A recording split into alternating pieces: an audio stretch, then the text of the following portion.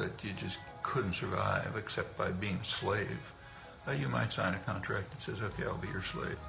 That's by your own free will. I mean, are we going to take that seriously? Under some pathological assumptions, I suppose. We live in an economy which takes 80% of each new generation and educates that 80% to obey orders and to endure boredom, and stifles their creativity and stifles their capacities and curtails them. They are systematically crushed by a system which does what? Which fills slots. And 80% of the slots need people who just do rote, tedious, repetitive labor, at least at work, and therefore are acclimated to doing that. Most of my jobs I've never really liked. I've never said, this is great. I can't believe I'm getting paid to do this. Yeah, there was a job I really, really despised, but the money was really good. It wasn't the job that I wanted, and my daily life and my work experience was just not making me happy. You could say, you know what? This is a terrible job.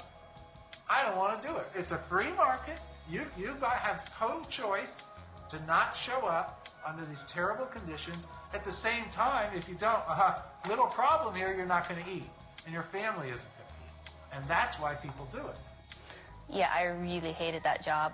I think many of us nowadays feel the way Charlie Chaplin role modeled long ago, like cogs in wheels, that we're stuck in the machinery of our economy, that we have very little choice. We have to work a 9-to-5 job and watch a little TV and go to bed and do it all over again. I want to have a more rewarding experience, I guess, with life. And based not just to make money and to say, oh, this year I made $10,000 more than last year. I think that this whole idea of the middle class in this country is ridiculous. There's no middle class. There's no such thing as that. They're the working poor too, because their whole lifestyle is financed to death. They have the big, beautiful house, the 2 lovely cars. They're putting their kids through college. But if they get fired from their job, all of that stuff is over. I've always been kind of a cynical person, so I guess to me, doing jobs to just support yourself is just pretty much what life is about. It's that we do the work we do so often simply for the money. Now, since we're all chasing this money around, it utterly patterns our society. So hardly realizing it, they come into their purchasing stage and are off on a wild, non-stop ride.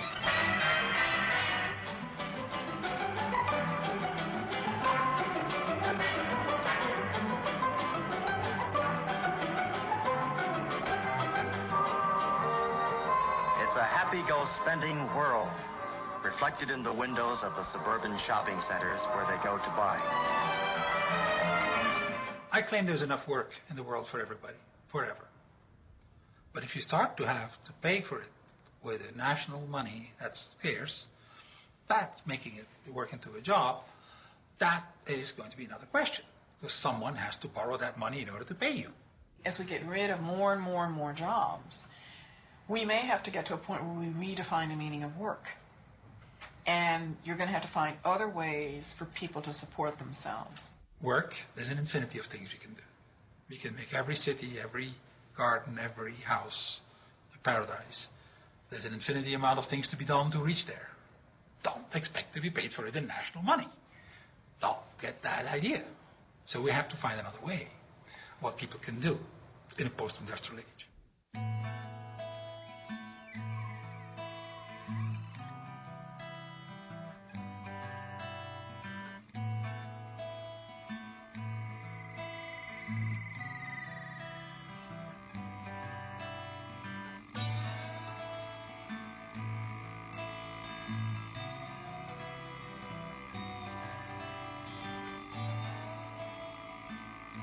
One of the things about local currency, I think that a lot of people are embracing it because they're starting to understand more about our federal economic system.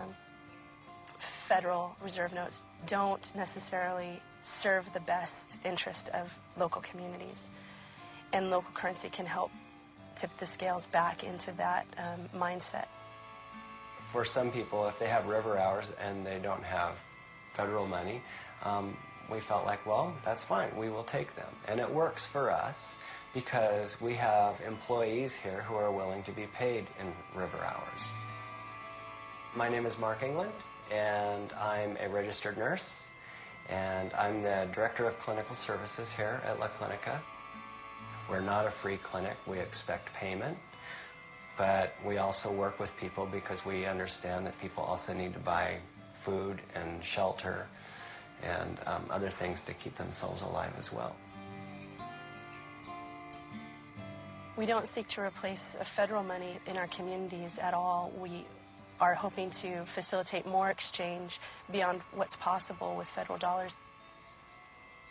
It's another kind of faith and another kind of currency, and it's faith in your neighbors, it's faith in local business, it's faith in your region and what it can offer you, and that there is true wealth there to be had.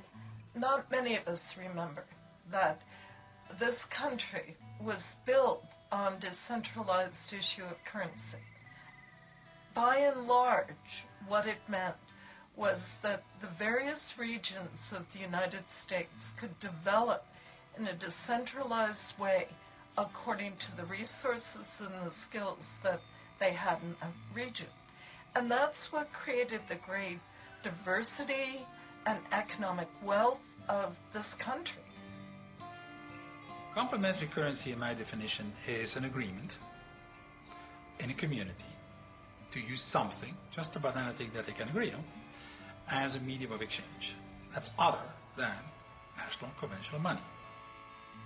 The first thing that one has to understand about complementary currencies is that there are as many different rules that you can want to invent. In national money, there's only one. Okay, that's basically the same worldwide. In complementary currencies, different communities agree on different rules.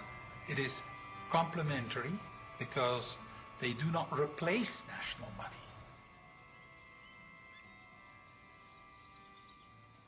A local currency is something that is issued at the time that it's backed by goods and services in our community.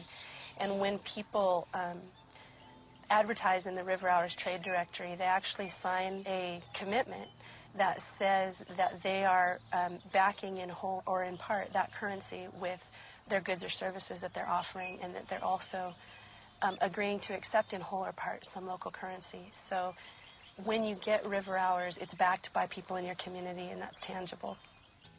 Local currency is a way of encouraging people, inducing people to spend locally. And it's also a way to help people to support one another in the local economy when they maybe do not have any money. It's been probably a third to half of my income. Whether it was working for people or just the advertising in the directory and getting my name out, or word of mouth has been huge. Their offerings, their inventory, the money often hits their cash register and then heads straight out of town to the central office in Ohio or wherever. River Hours is hopelessly and happily bound to our community. That value always remains here, and I think people understand that. Alan Watts in the 50s wrote a critique of the Depression where he said, look, the economy went flat because everybody found there was no money. There's plenty of work needed doing, plenty of people wanted work, plenty of goods in the stores,